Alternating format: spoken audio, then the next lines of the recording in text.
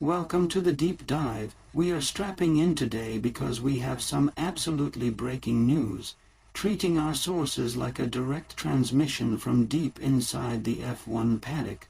The driver market, which we all thought was basically asleep until 2026, is in total shock. Ferrari has just launched this massive dramatic offensive. A calculated one, yes, and it could redefine the entire grid. Their target, McLaren star Oscar Piastri. And this isn't just a rumor. We need to be clear, this isn't paddock gossip. We're talking about a hard confirmed offer delivered to Piastri's management. So our mission is to unpack this. We're going to get into the high-stakes source material we have, analyze this just unprecedented financial structure, and look at the chaos it's causing at McLaren, and then what happens next, because the dominoes are going to fall. Absolutely. The headline fact, the one that dropped just days before the Bahrain Grand Prix, is a confirmed €50 million deal. That's 5,050 million. That's a seismic event, and the timing right before the season starts. That's not an accident. That is designed to cause maximum destabilization for a direct competitor. Okay, so let's break down that €50 million figure, because when you hear that you think, okay, that's just a massive salary. But it's so much more than that. It's a completely integrated package. The base salary is substantial, of course, but a huge portion is weighted toward performance bonuses. We're talking world championship success. So, they're not just paying him to drive. No, they're paying him to win titles. And critically, it gives him immediate access to personal sponsorship opportunities tied into the whole Ferrari luxury ecosystem. That's something McLaren just can't offer. That's the key, isn't it?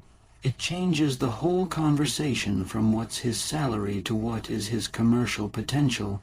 Yeah, but still 50 million is a colossal number, even with Sainz leaving. Where is Ferrari finding this money? It's actually some pretty smart financial engineering. A part of it, yes, comes from the budget freed up by Carlos Sainz's departure, right? That's a big chunk right there. A huge chunk. But the real leverage, according to the sources, comes from their future corporate partnerships. They're earmarking funds from new or extended 2026 sponsorship deals, specifically giants like Ray-Ban and Shell. So they're using future money to make a political move now. Exactly. And that shows just staggering confidence. And then there's the part of the deal that is just it's unheard of. The business partnership, the limited edition road car. This is the genius move. This is what makes the offer almost impossible to refuse. It's not a contract anymore. It's a lifelong wealth-generating partnership. A line of Ferrari road cars with his name on them. Think about the market for that. It's a unique revenue stream that goes on for decades, way beyond his F1 contract. He's not just a driver. He's an integrated brand partner in one of the biggest luxury mares in the world. So if you're McLaren, what do? You can maybe try to match the salary, but how can you possibly match that level of commercial integration? You can't. It's that simple.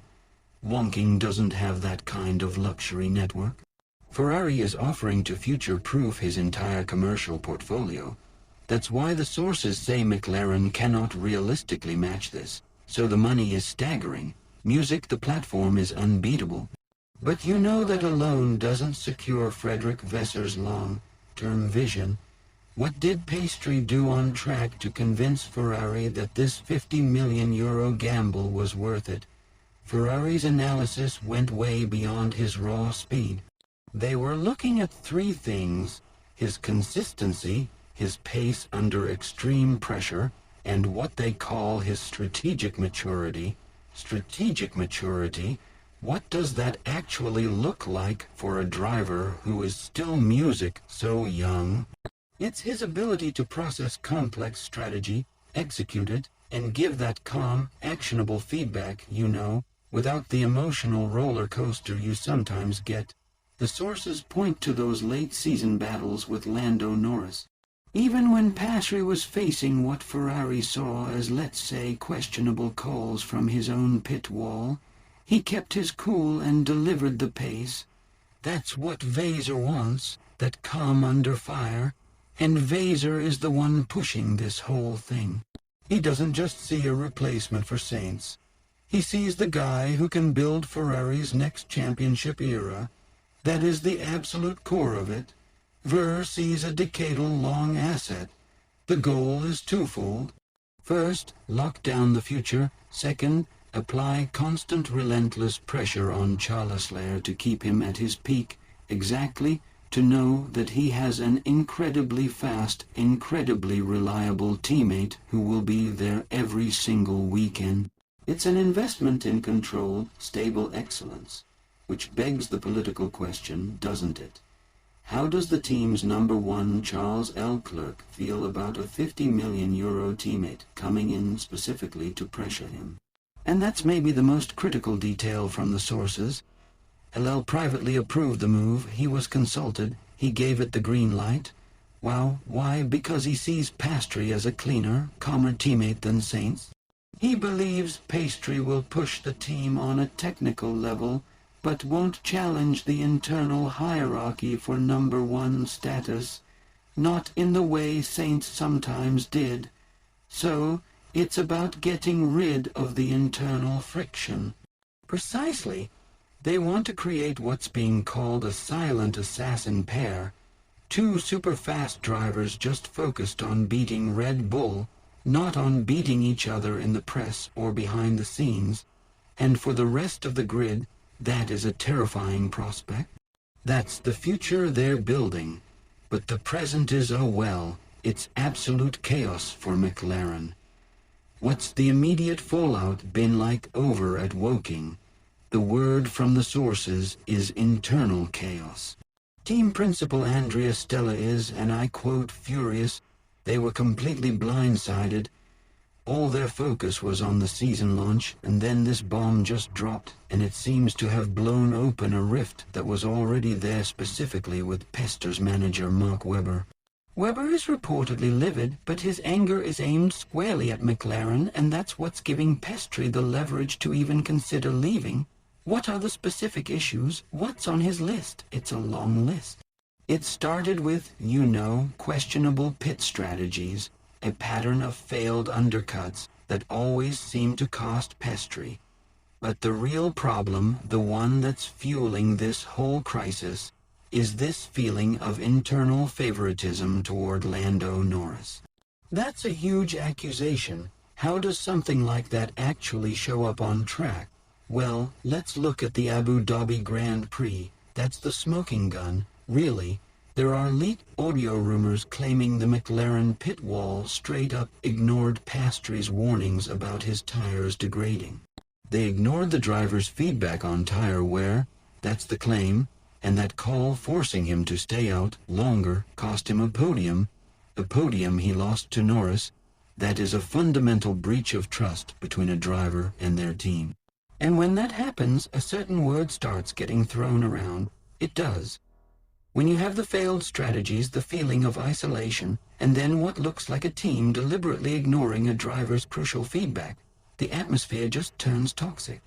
So yes, people in the paddock are now whispering the word sabotage, and we have to be clear what that means. Yes, this isn't about outright malice. It suggests a systematic bias, a weighting of resources and attention toward one car. But for the driver in the other car, the result is the same. You can't trust your own team, and that breakdown is exactly what Piastri's camp is using to push for an early release. Absolutely, this is their leverage.